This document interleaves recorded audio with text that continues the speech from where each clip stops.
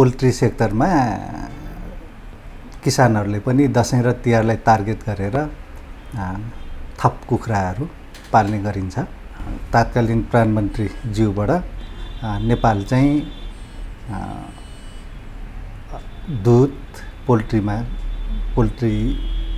पदार्थ, अन्डा, मासुमा चाहिँ आत्मनिर्भर भएको घोषणा पनि भइसकेको छ। त्यही भनेको अब पहिले हो, चाडबाडमा चाहिँ अब मासु, कुखुराको मासु, खसीको मासु खानुपर्छ भन्छन्।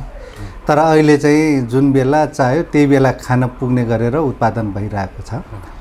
र अब दसैँ र तिहारलाई भनेर किसानहरूले चाहिँ अलिक बढी पार्न खोज्ने, त्यही भएकोले चाहिँ अलिकति चल्लाको भाउ बढ्ने त्यो परिस्थिति हरेक वर्ष जस्तो आउँछ। तर जेनरली चाहिँ मासु, अन्डा चाहिँ एकरूप हिसाबले नै उत्पादन भइरहेको हुन्छ नेपालमा। बेला पनि हप्तामा अब सकिन्छ भने एक दिन बिराएर नभए चाहिँ एक दुईचोटि हप्तामा भए पनि मासु खानु जरुरत देखिन्छ। एकैचोटि धेरै मासु खायो भने त्यो मासुले प्रोटिनको काम मात्र गर्दैन, तपाईले त्यो भातको सट्टामा गर्ने काम गर्न जान्छ। इनर्जीको स्रोत त सस्तो पर्छ हैन, त्यो भएकोले एकैचोटि धेरै खाने होइन, तपाईले चाहिँ सकेसम्म चाहिँ रेगुलर रूपमा खाने बानी बसाल्नु चाहिँ राम्रो हुन्छ।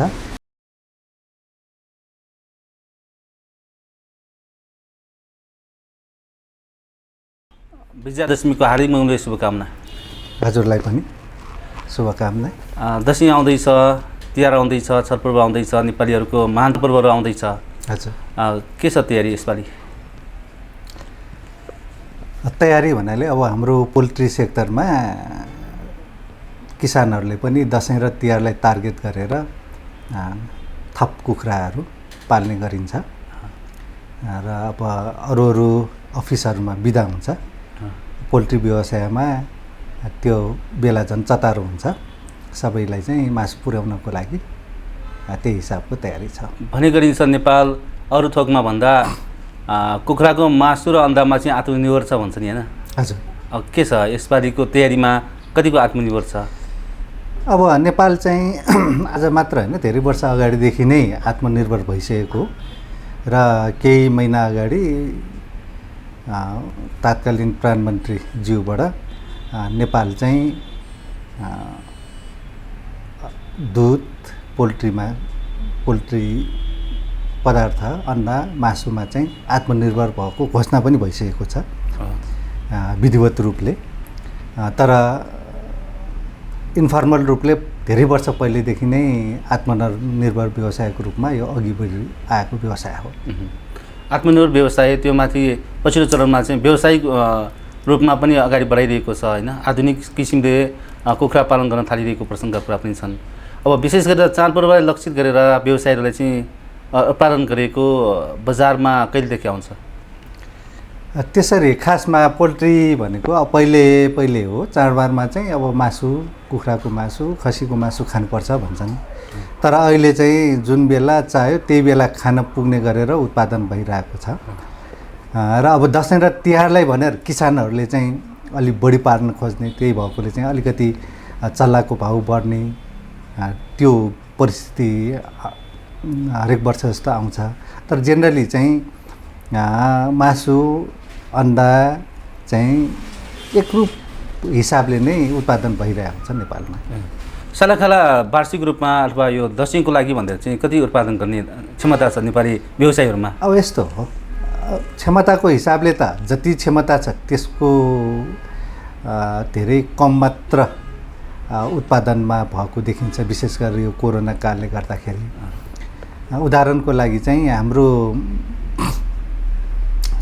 ब्रोइलर चल्ला उत्पादन नेपालको हकमा प्रति हप्ता 46 लाख प्रति हप्तासम्मको उत्पादन पनि भइसक्यो हो आजभन्दा केही वर्ष अगाडि। र त्यति बेला चाहिँ उत्पादन बढी भएको कारणले गर्दाखेरि जसरी अरू बेला मिल्क होलिडे हुन्थे, हामीले चाहिँ इतिहासमै पहिलोपटक चिक्स होलिडे गर्नु पर्यो। त्यसको अर्थ चाहिँ झन्डै हप्ता 10 दिन चाहिँ हामीले चल्ला उत्पादन रोकेर बजारमा भएको ओभरफ्लो चल्लालाई कटौती गर्नु पर्यो ताकि बजार चाहिँ स्थिर होस् भनेर। तर आजको दिनमा चाहिँ लगभग 20-21 लाख चल्ला प्रति हप्ताको हिसाबले, त्योभन्दा हाम्रो उत्पादन क्षमताभन्दा आधीभन्दा कममा अहिले पोल्ट्री व्यवसाय चलिरहेको हामी पाउँछौँ।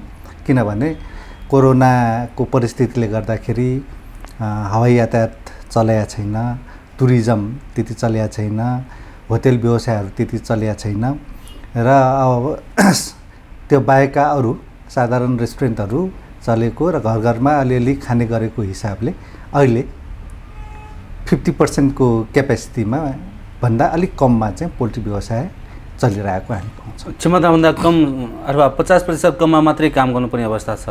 व्यवसायलाई घाटा नाफा के छ त? अब व्यवसाय आफैमा पनि कहिले घाटा कहिले नाफामा चल्ने काम हो। त्यसमाथि पनि जिउँदो चिजको काम भएको कारणले गर्दाखेरि पोल्ट्री व्यवसाय चाहिँ अलिकति अरू व्यवसायभन्दा अलिकति जोखिमयुक्त नै हुन्छ। अब यसपालि चाहिँ अलिकति फरक सिनेरियो के भइदियो भने कोरोनाको परिस्थितिले गर्दाखेरि इन्डियामा सम्भवतः चाहिँ अब त्यहाँ जति यो भटमासको गेडा उत्पादन हुनुपर्ने हो त्यो हुन सकेन कि के हो, त्यसले गर्दाखेरि कुखुराको लागि चाहिँ दाना बनाउनलाई चाहिने र मेटेरियलहरूको भाउ यति आकाशियो कि सामान्य अवस्थामा भन्दा झन्डै डबल भटमास पिनाको भाउ भयो बिचमा। तर अहिले अलिकति घटेको छ। इन्डियामै त्यो सर्टेज र मेटेरियल सर्टेज भइदिँदाखेरि नेपालमा बङ्गलादेशबाट ल्याएको र मेटेरियल सुधा इन्डियामा गइदिँदाखेरि सामान्य रूपमा चाहिँ 70-80 रुपियाँमा पाउने भटमासको पिना 130 रुपियाँ प्रति किलो पनि गयो। यो सिनेरियो भर्खरको हो, भर्खर 1 महिना पनि भएको छैन। त्यसो भए दशैंको लागि कुखुराको मासु र अन्डा चाहिँ महँगो हुनेछ। अब त्यो र मेटेरियल महँगो हुँदैमा कुखुरा र अन्डा महँगो हुने भन्ने होइन। कुखुरा र अन्डा महँगो हुने भने चाहिँ हाम्रो उत्पादन नै धेरै कम भयो भने महँगो हुने हो, डिमान्ड र सप्लाईको हिसाबले। लागतको हिसाबमा पनि त कुरा होला।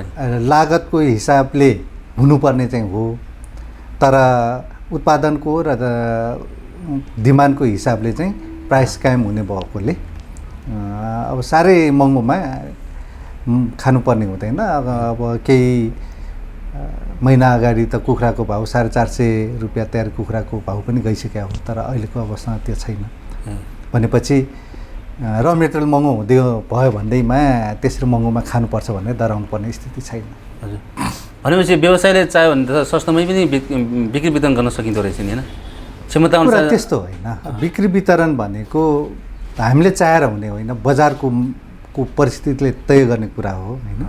बजारको परिस्थितिले तय गरेपछि हामीले घाटामा पनि व्यवसाय गर्नुपर्ने हुन्छ टिकिराख्नको लागि।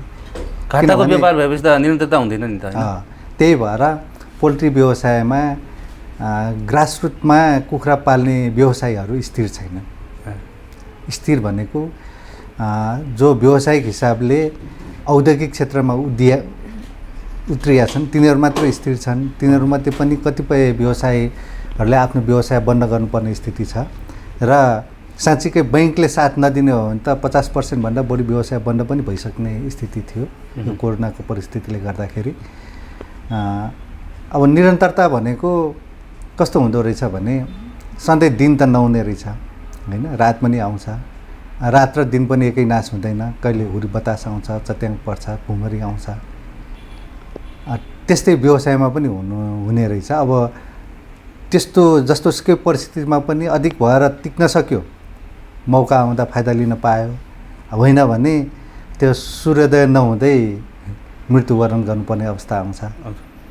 त्यो चाहिँ चाहेर हुने भएको होइन कि परिस्थितिवश चाहिँ हामीले त्यो परिस्थिति चाहिँ सामना गर्नुपर्ने हुन्छ। बजारमा उत्पादन बढेपछि व्यवसायले चाहिँ लाखौँ चल्ला र अन्डाहरू चाहिँ त्यतिकै गाड्यो, होइन?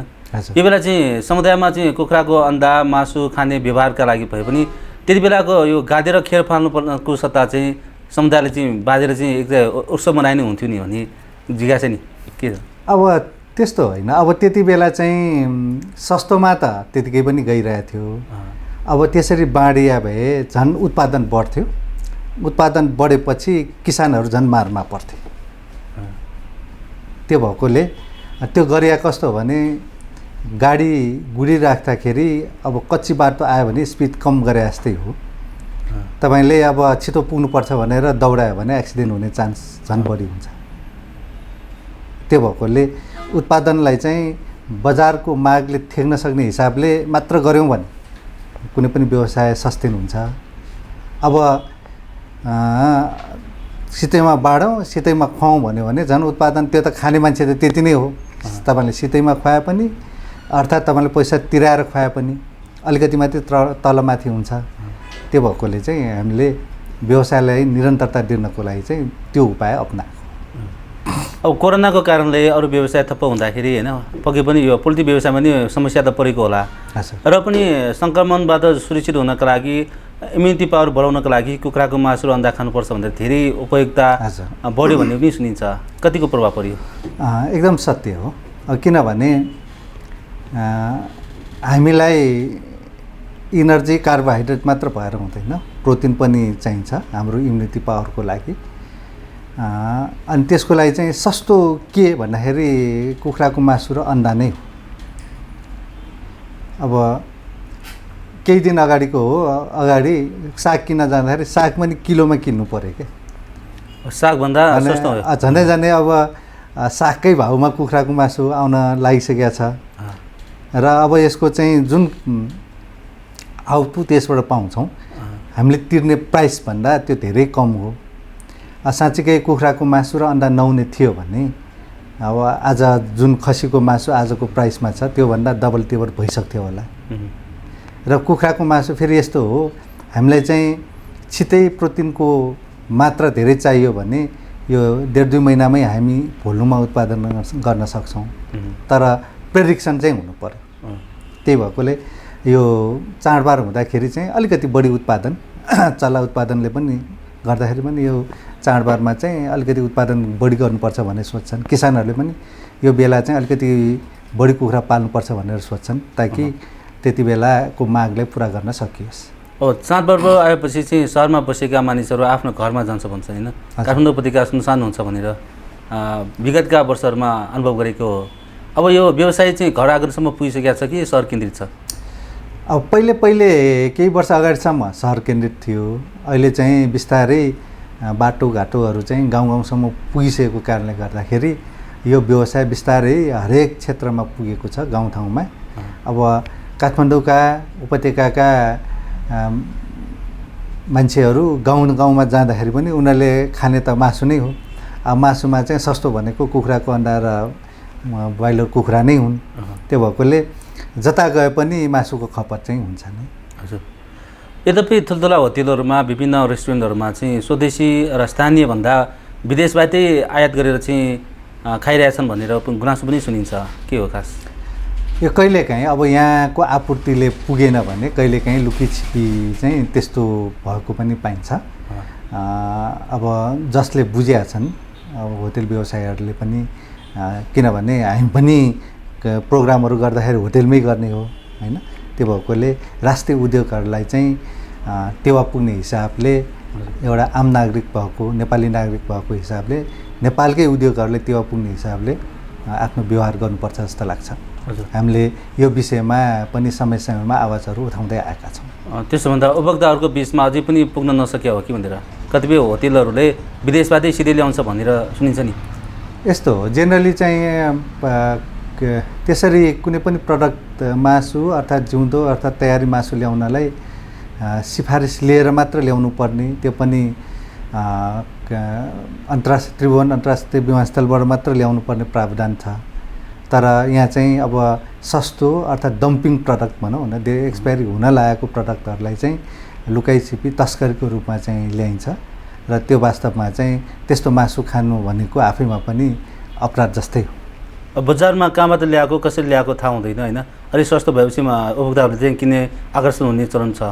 यो बेला त्यस्तो चाहिँ यस्तो हो, तपाईँहरूले जेनरली चाहिँ मासु पसलहरूमा सानोतिनो पसलहरूमा पाउने मासु त स्वदेशी नै हुन्छन्। कहिलेकाहीँ ठुल्ठुला 5 स्टार होटेलहरूमा प्रयोग हुने मासु मात्र त्यस्तो हुने गर्दछ। हजुर। त्यसो भए कुखुराको मासु र अन्डा स्वस्थकर छ छैन भनेर कसरी भइरहने के छ? त्यो भएकोले हाम्रो नेपाली उपभोक्ताको एउटा चाहना भने के भने जिउँदो कुखुरा आफैले हेरेर त्यो स्वस्थ छ कि छैन छ भने अनि त्यही कुखुरा छानेर जोख्न लगाएर काटेर खाने चलन छ। पहिलादेखि त्यस्तो चलन थियो, पहिलेदेखि त्यही चलन भएकोले त्यही चलनले पनि यो पोल्ट्री व्यवसाय बचिरहेको छ। यदि हामी सबैले चाहिँ तयारी मासु मात्र खाने चलन भएको भए सम्भवतः यहाँ पोल्ट्री व्यवसाय चल्दैन थियो होला, किनभने तयारी मासु त जहाँबाट पनि ल्याउन सक्यो, देश प्यारी प्रडक्टहरू सस्तोमा पायो भनेर ल्यायो भने त कहिलेकाहीँ चाहिँ हामीले सस्तोमा पाउँथ्यौँ होला। र यहाँ पोल्ट्री व्यवसाय हुँदै नहुने हो भने त सधैँ महँगोमा खानुपर्छ फेरि त्यो प्रडक्टहरू। त्यो भएकोले जुन चलन नेपाली जनताको छ जिउँदो कुखुरालाई हेरेर आफैले छानेर काटेर खाने चलन, त्यो चाहिँ आजको परिस्थितिमा राम्रै मान्नुपर्छ। र भोलिको दिनमा अब तयारी मासु नै खाने हो भने राज्यको नियम चाहिँ अलिकति कडा भइदियो भने बाहिरबाट चाहिँ डम्पिङ प्रडक्टहरू आउन त्यति नसक्ला। हजुर, अब स्वदेशी उत्पादनलाई प्राथमिकता दिनुपर्छ, उपयोग गर्न दिनुपर्छ भनेर भन्दा विदेशबाट आएको सामान चाहिँ सस्तो हुने र स्वदेशको महँगो हुने परिपाटले गर्दाखेरि स्वदेशी औद्योगिक व्यवसायहरू चाहिँ मारमा परेको गुनासो पनि सुनिन्छ। कहिलेकाहीँ भारतबाट पनि त्यस्तो चलाहरू आएको, मासुहरू आएको भनेर चाहिँ कहिलेकाहीँ चाहिँ यो फर्काइदिएको अथवा त्यो डिस्पोज गरिएको खबर पनि सुन्छौँ। यो वर्ष त्यस्तो कुनै घटना भयो? त्यही त, यो घटना त निरन्तर घटि नै राख्छ। त्यही भएकोले चाहिँ हामीले के गरेका छौँ भने त्यसरी अवैध रूपमा आएको प्रडक्टहरू, चाहे त्यो जिउँदो चल्ला होस्, तयारी कुखुरा होस्, अर्थात् तयारी मासु होस्, तिनीहरू बोर्डरबाट त्रिभुवन अन्तर्राष्ट्रिय विमानस्थल बाहेक जताबाट आए पनि ती चिजहरू चाहिँ अवैध हुन्। अवैध चिजलाई हाम्रो राज्यको नियमअनुसारै पनि डिस्पोज गर्नुपर्छ र आवश्यक नियम कानुन अनुसार चाहिँ कारबाही गर्नुपर्छ।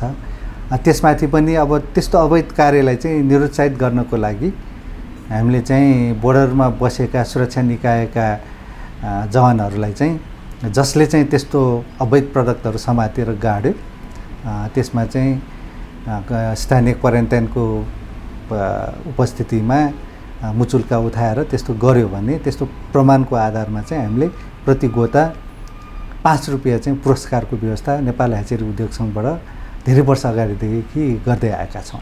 हजुर, अब यो बेला चाहिँ कोरोनाको सेरोफेरोमा पनि होइन कुखुरा व्यवसायहरूले विभिन्न बलपूर्वकका समस्या, गुनासोहरू अथवा त्यसबाट पारेको प्रभावहरूका बारेमा चुनौतीहरू खेप्दै व्यवसाय प्रवर्धन गर्दै आएको छ। यो केही समय अगाडिको प्रभावले चाहिँ अहिलेसम्म त्यसको प्रभाव बाँकी नै छ कि पुनरुत्थान भइसकेको अवस्था छ कि के लाग्छ? अब कुनै पनि व्यवसाय गर्दाखेरि अर्थात् धान रोप्ने ठाउँमा झारपात पनि त्यति आफै पनि उम्रिन्छन् होइन, गोडमेल चाहिँ राम्रो गरेर धान फलाउने प्रयास गर्नुपर्छ। त्यसरी नै अब यो व्यवसायमा पहिले सुरुवातका कालहरूमा एक थरीका रोगहरू आउँथे भने अहिले बिस्तारै नयाँ रोगहरू पनि यो व्यवसायमा देखा पर्न थालेका छन् र अब परिस्थिति अनुसार चाहिँ अब त्यो रोगबाट बच्नको लागि चाहिँ बायोसिक्युरिटीलाई तायद गर्ने, अर्थात् जुन किसिमको पुरातन तरिकाको कुखुरा पालनबाट अलिकति आधुनिक कुखुरा पालनतिर सिफ्ट भएर कुखुरा पालनहरू गरेपछि ती रोगहरू चाहिँ बडो हुने नोक्सानी बिस्तारै कम भएको पाइन्छ। तर अब यो जुन किसिमको छाडा रूपमा 1-2वटा चाहिँ हरेक घरमा कुखुरा पाल्ने, ती कुखुराहरूलाई चाहिँ छाडा छोडिने अनि उनीहरूलाई ती कुखुरालाई भ्याक्सिन पनि नदिने कारणले गर्दाखेरि ती छाडा छोडिएका लोकल भनिएका कुखुराहरूबाट व्यावसायिक रूपमा पालेका कुखुरा व्यवसायीहरूलाई चाहिँ ठुलो थ्रेटको रूपमा चाहिँ कहिलेकाहीँ रोग व्याधिहरू फैलिएको पाउँछौँ। र उदाहरणको लागि केही महिना अगाडि रानीखेत रोग यति व्याप्त रूपमा फैलियो, जुन रोग पहिले पनि फैलिन्थ्यो र लोकल कुखुराहरू भयभरको भट्टाभट मर्थे, यसपालि पनि मरे। लोकल कुखुरा जति पनि थिए प्रायः मरे रानीखेतको कारणले गर्दाखेरि। अनि त्यो रोग चाहिँ व्यावसायिक सानातिना पोल्ट्री फार्महरूमा पनि छिरेपछि हामीले अध्ययन गऱ्यौँ र अध्ययन टोली बनाएर त्यसलाई चाहिँ कसरी रोकथाम गर्ने भन्ने कुराहरू अपनाएपछि त्यो रोग चाहिँ निष्क्रिय भएको हामीले पायौँ। भन्ने गरिन्छ अब कुखुराको सन्दर्भमा घर आँगनमै पालेको चाहिँ लोकल कुखुराको मासु चाहिँ धेरै मिठो पनि हुन्छ, स्वादिलो हुन्छ भनेर पनि भनिन्छ नि होइन। अब यो ब्रोइलर कुखुरा र लोकल कुखुराले कसरी तुलना गर्ने? अब यस्तो हो, हरेक व्यवसायको आफ्नो मापदण्ड हुनुपर्छ। अब व्यवसाय कुखुरा पालनलाई एउटा मापदण्ड, लोकल कुखुरा पालनलाई एउटा मापदण्ड भइदिँदाखेरि अघि भने जस्तै अब ठाउँ ठाउँमा आगोको बिउहरू ठाउँ ठाउँ छरियो भने जङ्गलमा आगो लाग्ने सम्भावना हुन्छ र धेरै धनजनको नाश हुने सम्भावना हुन्छ। त्यस्तै यो लोकल रूपमा चाहिँ छरपस्टिएर पालिएका कुखुराहरूले चाहिँ व्यावसायिक रूपमा पालेको कुखुराहरूलाई सार्ने रोगहरूको रिजर्भायर भएर बस्ने कारणले गर्दाखेरि त्यसले चाहिँ राष्ट्रको चाहिँ ठुलो नोक्सानी गर्ने सम्भावना भएकोले यदि लोकल कुखुरा पाल्ने नै हो भने पनि एउटा नियम कानुनको दायराभित्र बसेर फ्री रेन्जको कुखुराहरू पनि पाल्न पाइन्छ, नपाइने भन्ने होइन। तर घर घरमै हाइवेमै कुखुरा छोडेर यताउता डुलाएर पाल्नु चाहिँ एउटा नैतिकताको हिसाबले र सामाजिक उत्तरदायित्वको हिसाबले पनि राम्रो कुरा चाहिँ होइन आजको परिस्थितिमा। घर आँगनमा खेर जाने दाना पानीबाट पनि पाल्न सकिन्छ भनेर चाहिँ 2-4वटा पाल्ने चलन छ नि, अझै पनि छ होइन? यसले पनि यहाँले भने जस्तै जोखिम हुन्छ? अवश्य जोखिम हुन्छ, किनभने ती कुखुराहरू भ्याक्सिनेटेड हुँदैनन्। अहिले चाहिँ अब कुखुरा पालन गर्दाखेरि कस्तो भने एउटा राम्रो हस्पिटलमा भन्दा बढी बायोसेक्युरिटी कायम गर्नुपर्ने अवस्था छ, किनभने करोडौँ लाखौँ करोडौँदेखि अरबौँसम्मको लगानी पोल्ट्री व्यवसायमा भइसकेको छ। र आजको पोल्ट्री व्यवसाय भनेको तपाईँ त्यहाँ काम गर्ने स्टाफहरू त्यहीँ भित्रै बस्नुपर्छ, आउने जाने आवजात गर्नु हुँदैन। अब घरमा पालेको कुखुरा त घरमा नै नछोडिकन पाल्दाखेरि पनि त्यो घरका सदस्यहरू त आवजावत गर्छन्, घर छिर्दाखेरि त नुहाएर जाँदैनन्। अब आधुनिक पोल्ट्री फार्मिङमा चाहिँ बायोसेक्युरिटीको लागि के गरिन्छ भने तपाईँमा फार्ममा छिर्नु पऱ्यो भने फार्म छिर्नुभन्दा केही दिन अगाडि, कम्तीमा 3 दिन अगाडिसम्म यताउता मासु पसलमा नगएको, मासु नखाएको हुनुपर्ने, अर्थात् कुनै होटेलमा अर्थात् आइसोलेटेड भएर बस्नुपर्ने र त्यहाँ गएपछि चाहिँ क्रमबद्ध रूपमा नुहाएर लुगा फेरेर मात्र छिर्नुपर्छ, ताकि तपाईँ सँगसँगै बाहिरको रोग चाहिँ तपाईँको खोरमा नछिरोस् भनेर होइन। त्यो लेभलको बायोसेक्युरिटी चाहिँ अहिले बिस्तारै ग्रान्ड प्यारेन्ट र बिस्तारै ठुला लेयर्स फार्म र ब्रोइलर फार्महरूमा पनि लागू भइसकेको छ र थोरै स्केलका ब्रोइलर र लेयर्स फार्ममा अझै त्यो नियम लागू हुन बाँकी छ। त्यो पनि त्यो व्यवसाय गर्ने साथीहरूले त्यो कुरा बुझेपछि लागू गर्छ होला, किनभने व्यवसाय गर्ने भनेको त नाफा कमाउनको लागि हो, त्यो रिस्क बोकेर बस्नलाई चाहिँ होइन। एकातिर रिस्क छ, अर्कोतिर आम्दानी गर्ने अथवा नाफा गर्ने योजना छ होइन। अब रिस्क र नाफाको बिचमा के छ तालमेल? कतिको रिस्क लिनुभएको छ होइन, कति चाहिँ नाफा अपेक्षा छ यो व्यवसायबाट? अब पोल्ट्री व्यवसायमा अब हामीले देख्दाखेरि जसले रिस्क लिएर विभिन्न किसिमको उताप चढावहरूमा चाहिँ दृढ भएर उभिएर व्यवसायलाई चाहिँ अगाडि बढाए तिनीहरू आजसम्म पनि टिकिरहेछन्। जो त्यसरी टिक्न सकेका छैन तिनीहरू चाहिँ उभिएलै चाहिँ यो व्यवसायबाट विस्थापित भए। रिस्क त हरेक ठाउँमा हुन्छ नि र तपाईँले रिस्क लिए अनुसारको बेनिफिट पनि अवश्य हुन्छ, तर त्यो रिस्कलाई चाहिँ अघि भने जस्तै भगवान भरोसा र भाग्यको कुरामा भन्दा पनि क्यालकुलेटिभ हिसाबले, साइन्टिफिक हिसाबले लिनुपर्ने देखिन्छ। हजुर, त्यसोभन्दा पटकको यो बर्ड फ्लू लगायत विभिन्न सङ्क्रमणबाट गुज्दै होइन, सङ्कट झेल्दै पछिल्लो चरणमा जुन बायोसेक्युरिटीका साथ कुखुरा व्यवसाय चाहिँ फस्टाइरहेको छ, अब अझै पनि 50% क्षमताअनुसार चाहिँ बढी उत्पादन गर्न सकिरहेको छैन। अब विदेशीबाट आएको सामग्रीबाट अथवा उत्पादनबाट चाहिँ प्रभावित हुनसक्छ भनेर सचेत भइरहेको छ। अब स्वदेशमै उत्पादन गर्न सक्ने क्षमतालाई अन्तर्राष्ट्रिय स्तरसम्म प्रतिस्पर्धा गर्न सक्ने अवस्था सिर्जना गर्न सकिन्छ? अब यस्तो हो, हाम्रो क्षमता नभए होइन, बजारको माग चाहिँ खुम्चिएको कारणले गर्दाखेरि विगत 2 वर्षको कोरोनाको परिस्थितिले गर्दाखेरि हाम्रो होटेल व्यवसायहरू नचलेको, पेइङ क्यापेसिटी कम भएको, टुरिज्म नचलेको कारणले गर्दाखेरि मासुको डिमान्ड चाहिँ कम भएको कारणले गर्दाखेरि हामीले यो व्यवसायलाई स्लो मोडमा चलाएको मात्र हो, क्षमता नभएर होइन कि बजारको डिमान्ड चाहिँ कम भएकोले हामीले पनि उत्पादनलाई चाहिँ डिमान्ड अनुसार अलिकति कम गरे हो। त्यसो हुँदाखेरि त क्षमता अनुसार चल्न नपाउँदाखेरि त लगानी त खेर जान्छ होला नि, अथवा नोक्सानी त हुन्छ होला नि त्यसबाट पनि। अब नाफा नोक्सान अघि भने जस्तै व्यवसायमा त कुनै समय नाफा हुन्छ, कुनै समय नोक्सान हुन्छ, तर तपाईँले भने जस्तै फुल क्यापेसिटीमै चलाउनु भन्दा अहिले चाहिँ मार्केटको डिमान्ड अनुसार चलाउनु चाहिँ मोर धेरै सेफ अहिले र नाफामूलक नै हुन्छ। हजुर, अहिले चाहिँ अब बजार अनुगमनको कुरा नि छ, कुखुरा पसलदेखि विभिन्न क्षेत्रमा अनुगमन पनि भइरहेको छ, चाडबाडको बेलामा अनुगमन हुन्छ होइन, कतिपय ठाउँमा चाहिँ यो बिलिङदेखि विभिन्न समस्या छ भन्ने गुनासो पनि सुनिन्छ। विशेष गरी कुखुराको मासु अथवा मासु पसलहरूको अनुगमन पनि भइरहेको छ। अब स्वस्थकर रूपले व्यवहार हुनुपर्छ भनेर चाहिँ जोड दिन थालिएको छ। यो बेला चाहिँ जुनोटिक रोगको पनि जोखिम छ भन्छ नि, यो कुखुराको मासु र अन्डाबाट कतिको जुनोटिक रोगको सङ्क्रमण हुन सक्ने अवस्था छ अथवा जोखिम कतिको छ? जोखिम त हरेक कुरामा हुन्छ, तर एउटै कुरा के हो भने हाम्रो फुड ह्याबिटको कारणले गर्दाखेरि त्यो जोखिम चाहिँ अत्यन्त न्यून छ। कतिपय देशहरूमा अन्डा खाँदाखेरि हाफ बोइल खान्छन्, हाफ फ्राइड खान्छन्। नेवार समुदाय त कचिला खाने चलन छ होइन, काँचो। अब कचिला त ब्रोइलर कुखुराको खाँदैन नि, प्रायः चाहिँ कि खसीको कि राङ्गोको खान्छ। अनि कुखुराको मासु पनि पकाएरै मात्र खान्छौँ हामी प्रायः। कतिपय ठाउँमा काँचै खान्छन् अर्थात् हाफ बोइल खान्छन्। त्यो भएकोले हाम्रो फुड ह्याबिटको कारणले गर्दाखेरि यो विषयवस्तुमा चाहिँ हामी धेरै नै सेफ छौँ। अब आम समुदायमा यो विषयमा जानकारी दिँदा होइन, अब दक्षिण पूर्वमा विशेष गरेर बद्दी मासु खान्छ भन्छ नि होइन, यो बेला चाहिँ अब मासुजन्य पदार्थहरू अथवा कुखुरा र अन्डाको सेवन गर्दाखेरि के कुरालाई ध्यान दिन आवश्यक हुन्छ? अब अन्डा र मासु आफैमा अन्य प्रोटिनको स्रोतहरूभन्दा एक त सस्तो, अर्को चाहिँ स्वस्थकर। जुनसुकै रोग भएको मान्छेहरूले पनि यी प्रडक्टहरू सेवन गर्न सक्छन्। अब विशेष गरेर चाहिँ अब अहिलेको उपभोक्ताहरू चाहिँ आफैमा पनि सचेत भइसकेको कारणले गर्दाखेरि त्यति धेरै बोल्नुपर्ने जस्तो त लाग्दैन होइन।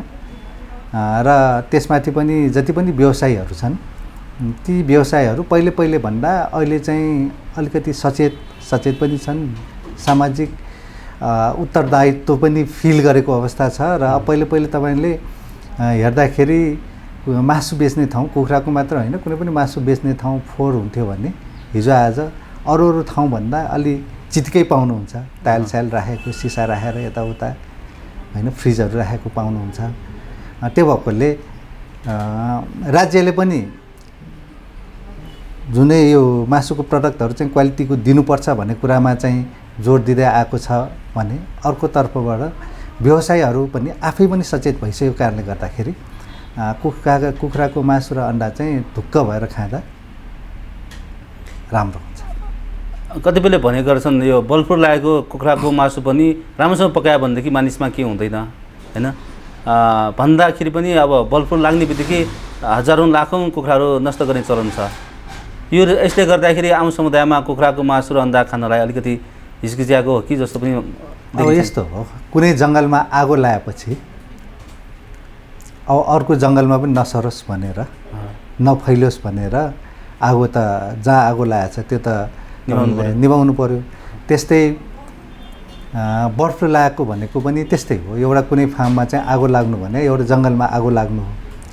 तपाईँले त्यो आगोको बिउ चाहिँ अब खानुहुन्छ भनेर अरूले दिएर पठायो भने त एउटाले लान्छ, अर्को ठाउँमा सार्छ, अर्को ठाउँमा सार्छ, अर्को ठाउँमा, र त्यो सबैतिरको जङ्गल चाहिँ आगो लागि हुने सम्भावना भएकोले जहाँ आगो लागि भए हो त्यो क्षेत्रको र वरिपरिको चाहिँ स्ट्याम्पिङ आउट गर्ने त्यो अब अन्तर्राष्ट्रिय प्रचलन नै हो। त्यो प्रचलन चाहिँ राम्रै मान्नुपर्छ। र अब यो रोगहरू भनेको पनि कस्तो हुँदो रहेछ भने अब हामीले बिस्तारै बुझ्दैछौँ। अहिले भर्खर कसरी बुझ्यौँ भने कोरोना भाइरसले गर्दाखेरि कोरोना भाइरस पनि एकचोटि आए, एकनासले आउने त होइन रहेछ नि त। हामीले पनि पोल्ट्रीमा पहिले कुनै रोग आउँदाखेरि आइपो गर्ने हो कि भनेर हामीले भ्याक्सिन लाएको गर्थ्यौँ। तर अहिले परिस्थिति बुझ्दाखेरि कुनै पनि भाइरल डिजिजहरू त एउटा वेबमा आउँदो रहेछ, फेरि सेलाउँदो रहेछ, फेरि अर्को वेब आउँदो रहेछ। या त छालको क्रममा समुद्रमा छाल आएको जस्तै आउँदो रहेछ र त्यो भएकोले सधैँ एकै नासको चाहिँ रिस्क नहुने रहेछ। तर त्यो भनेर फेरि त्यो रिस्क कहिले आउँछ भने पनि थाहा नहुने कारणले गर्दाखेरि सधैँ सजग त हुनै पर्यो र अलिकति अब भाइरल डिजिजको बारेमा चाहिँ अलिक थप जानकारीहरू चाहिँ हामीले हासिल गर्दैछौँ। अब पौष्टिक आहारका लागि कुखुराको मासु र अन्डा खाने चलनलाई अझ व्यवस्थित बनाउनको लागि होइन बायोसेक्युरिटीको कुरा अघि नै चर्चा गरिसक्नु भएको छ। अब यो चाडपर्वको नजिकसँगै व्यवसायीको तर्फबाट के आग्रह र सन्देश दिनुहुन्छ आजको कुराकानीमा? अब पहिले तपाईँ हामीले सुन्थ्यौँ, हामी बच्चा छँदाखेरि प्राय बच्चाहरू रुन्थे, किन रोएको भन्दाखेरि रुन्चे लायो भन्थे। अनि कतिपयलाई त रुन्चे लायो भनेर खेतमा चाहिँ त्यो बोलै भन्ने किरा र कोहीलाई चाहिँ खेतको त्यो भ्याउता ल्याएर पनि खुवाउने चलन थियो। त्यो खुवाएपछि चाहिँ त्यो रुन्चे भाग्छ भन्ने चलन थियो। र आजको दिनसम्म पनि हामीले कति मासु खान्छौँ भन्दाखेरि लगभग 6-6.5 केजी मासु नेपाल अधिराज्यभरिका जनतालाई एभरेज गर्दाखेरि प्रति वर्ष हामीले त्यति मासु खाँदो रहेछौँ।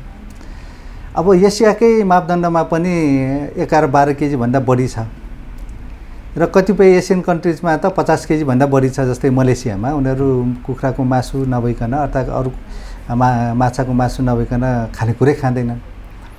भनेपछि यो मासु भन्ने चाहिँ हाम्रो कन्टेक्स्टमा हामीले धेरै नै थोरै सेवन गरेका छौँ र प्रोटिनको स्रोत हाम्रो शरीरलाई अघि भने जस्तै रोगसँग प्रतिरोधी क्षमता बढाउनको लागि नहुने चिज भएको कारणले गर्दाखेरि यो चाडबाडमा मात्र होइन, हामीले चाहिँ हरेक र अघि पनि मैले भने पोल्ट्री प्रडक्टहरू, कुखुराको मासु, अन्डा एकदमै स्वस्थकर प्रोटिनको स्रोत भएकोले चाडबाडमा ढुक्कसँग खाएर चाड मनाउनु होला भन्ने आग्रह गर्दछ। यो जानकारी सन्देशको लागि फेरि पनि विजयादशमीको शुभकामना साथ धन्यवाद।